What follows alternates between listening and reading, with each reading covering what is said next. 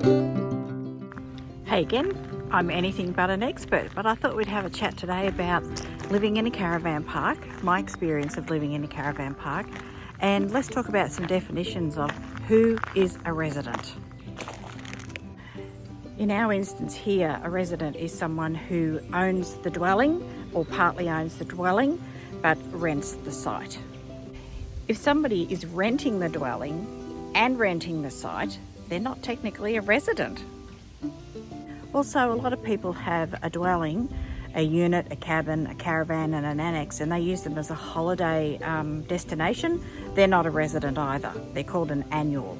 And for us, being residents of this park, we're protected under the Residential Tenancies Act. So we have got the same rights as someone who would be renting a unit or another house or something in Victoria. Our site agreement is a legal document, and it sets out the terms and the conditions of our site and our rental agreement. Previously, we did actually have this, our dwelling as a holiday, a little holiday getaway, and we had that, I think, 7 years. 7 years we just used it as an annual, so we had 180 days where we could use it.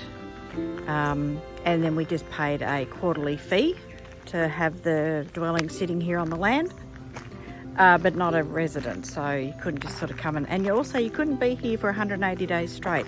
There is rules around how many days that you must be on site, and then you head off and you can come back again, but it's not 180 days straight.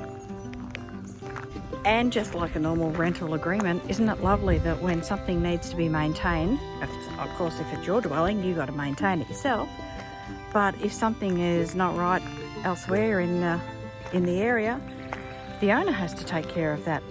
Living here and having the site rental agreement, we are entitled to, if we want to have a residence committee. We don't have that here at the moment. We may, as the place grows and more people come in, we may put that in place just so people have got, regular contact with each other, and it's an opportunity for information to be shared. You know, when you live when you're a resident in a caravan park, you've got the same potential risk as anyone renting anywhere. Anywhere you're renting in a house or a unit, you could end up with a landlord saying, I want to move back in, or I'm going to sell the property, and you've got that degree of instability. I actually do think that particularly in private parks, you've probably got more stability than what you have out there in the general rental world. So my message today is that when you are a resident, by the definition, in a caravan park, you have got the same rights and responsibilities as any other renter in the state. So anyone who's renting a house, anyone who's renting a unit, you're covered under the same Residential Tenancies Act. So, the protections are there. You've got your security, you've got avenues if you've got disputes. It's a pretty safe, because you could rent a house, you could rent a unit, and next thing there's a for sale sign outside and you got to go. There's no more instability living in a caravan park than what there is renting anywhere else.